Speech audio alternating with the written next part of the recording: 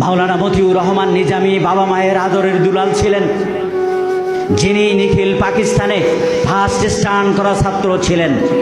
তিনি আমাদের একটি প্রোগ্রামে তিনি বলছিলেন, আমি যখন বাড়ি থেকে চলে আসি তখন আমার মা আমার কাছে পড়ালেখার খরচ দেয়, বাবা মাসের পড়ালেখার খরচ দেয়। আমি যখন গাড়িতে উঠি মা ওই পর্দা থেকে আমার গাড়ির দিকে তাকিয়ে থাকে, আমি মায়ের দিকেও তাকাই। কিছুক্ষণ পরে দেখি মায়ের আসলটি মায়ের চোখে ওঠে, মা আমার কাঁদে, আমিও কাঁদি। কিন্তু গাড়িতে উঠে যখন আমি গন্তব্যে পৌঁছে যাই, শিবিরের অফিসে যখন যাই, তখন কর্মসূচিটা নেওয়ার সাথে সাথে আমার মায়ের চিন্তা, বাবার চিন্তা, বাড়ির চিন্তা সবগুলো মাথা থেকে আউট হয়ে যায়। আমি সংগঠনের কাজে নেমে পড়ি। এই ব্যক্তিটার পাশেই একবার বসেছিলাম, উনি তখন শিল্পমন্ত্রী ছিলেন। একবার কাছাকাছি বসে কথাগুলো শুনছিলাম, সুন্দর ভঙ্গিতে তিনি বলছিলেন, তার সুন্দর চেহারা, সুন্দর ব্যবহার এই ব্যক্তিকেও সহ্য করতে পারেনি এদেশে।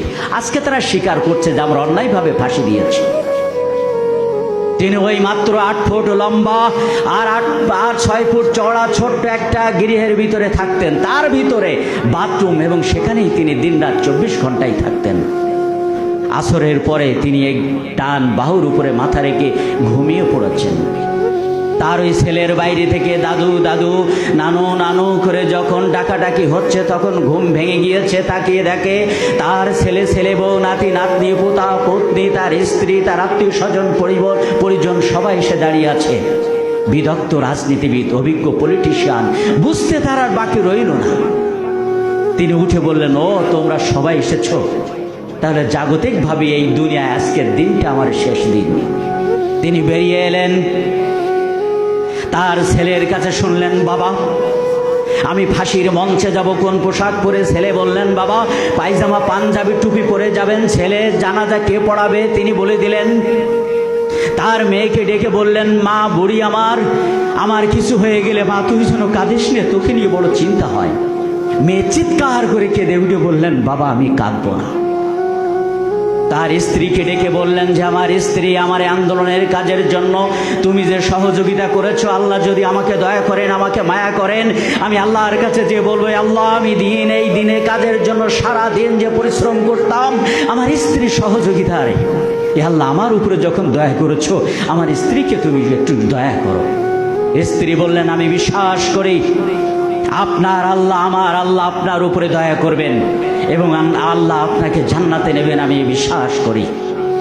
তিনি তার স্ত্রীকে বললেন, একসঙ্গে অনেক দিন আমরা এই দুনিয়ায় জাগতিকভাবে সংসার করেছি, আল্লাহ আমার অনেক সন্তানাদি রিজিক দিয়েছেন, এগুলোকে ইসলামের পথে রাখবে, এদের মাঝে আমাকে খুঁজে পাবে। তিনি সবার সাথে কথা বললেন। গার্ড এসে বলল, স্যার আপনার সময় শেষ হয়েছে।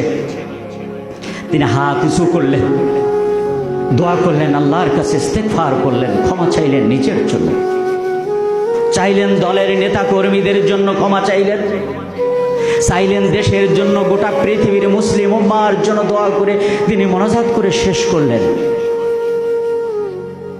শেষ বেলায় তিনি দাঁড়িয়ে আছেন, তার সামনে থেকে তার ছেলে মেয়ে চলে যাবে। এই বাচ্চাগুলো তার বুকে চড়ে, কোলে চড়ে, ঘাড়ে চড়ে মানুষ হয়েছে। তারা দেখছে একটু পরেই তার বাবাকে ফাঁসির কাস্টে ঝোলানো হবে। ছেলেরা আগায়, মেয়েরা আগায়, বারবার বাবার দিকে তাকায়, তাদের চোখ দিয়ে অশ্রু পানি ঝরে। উনি হাত নাড়িয়ে সবাইকে সম্বোধন করছে, তার কলিজার টুকরা মেয়েরা এক পা হাঁটে আর পিছনের দিকে তাকায় বাবার দিকে, কিন্তু সময় শেষ হয়েছে, তাদের চলে যেতে হবে। হাঁটতে হাঁটতে একটি গেট এসে গেল, গেটের ভিতরে চলে গেল, দরজা বন্ধ হয়ে গেল। আর একটা গেট পড়লো, গেটের বাইরে চলে গেল, দরজা বন্ধ হলো। এরপরে মাওলানা মতিউর রহমান নিজামীকে সেই ঘর থেকে বাইর করা হলো। 11 জন গার্ড ধরছেন। উনি বলছেন, ভাইরা আমার, দয়া করে তোমরা আমাকে ধরো না, আমি যাচ্ছি ফাঁসির মঞ্চে, তোমরা যদি ধরো তাহলে আমার আল্লাহ মনে করতে পারেন তার কাছে যাওয়ার জন্য আমি আগ্রহ ছিল না, তোমরা আমাকে ধরে নিচ্ছ, তোমরা সরো, আমি হাঁটতে হাঁটতে আমার আল্লাহর কাছে যেতে চাই। তিনি ফাঁসির মঞ্চে উঠে দাঁড়ালেন। তাকে যখন জম টুপি পরানো হবে তখন তিনি বললেন, মাননীয় জেলার সাহেব, আমি আমার টুপিটা পরে ফাঁসিতে যেতে পারবো কিনা? তারা বললেন, স্যার, জেল কোডে নিয়ম নেই, জম টুপি পড়তে হবে। তখন তিনি মাথা থেকে টুপিটা খুললেন, সামনে তাকালেন, পিছনে তাকালেন, ডাইরে তাকালেন, বামে তাকালেন, আমাদের কাউকে পেলেন না। পরিবার পরিজন কাউকেও পেলেন না, আমাদেরকেও পেলেন না। একটি জাল্লাদকে ডেকে বললেন, ভাই আমার কাছে এসো। জাল্লাদ ঠিক কাছে গেল, টুপিটা তার মাথায় পরিয়ে দিয়ে বললেন যে, জাল্লাদ ভাই আমার, যেখানে আমাদের ভাইদেরকে দেখবে এই টুপিটা তাদেরকে দিবে, আর বলবেন ইসলামী আন্দোলনের পতাকা যেন কোনোদিন মাটিতে লুটিয়ে না পড়ে। কাশেমপুর কারাগারে আমাদের ভাইরা যখন ছিলেন, তখন ওই জাল্লাদ ওই দায়িত্বশীল ভাইদেরকে দেখে ছটপট করতে করতে এসে বললেন, আমি অনেককে ফাঁসির রশি টেনেছি, এমন আল্লাহর প্রিয় মানুষ আমি কখনো দেখিনি। এই টুপিটা আমার মাথায় পরিয়ে দিয়েছেন, আপনাদের কাছে দিতে বলেছেন, আর বলেছেন ইসলামের পতাকা যেন কোনোদিন মাটিতে লুটিয়ে না পড়ে। আমিও আপনাদের পতাকার ভিতরে সামিল হয়ে গেলাম।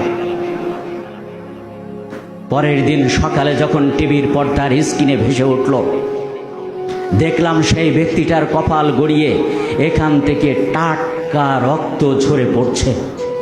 আমার বারবার সেই দিনের কথাটা মনে হয়েছিল। তিনি বলেছিলেন, আমার বাবা মায়ের খুব আদরের দুলাল ছিলাম।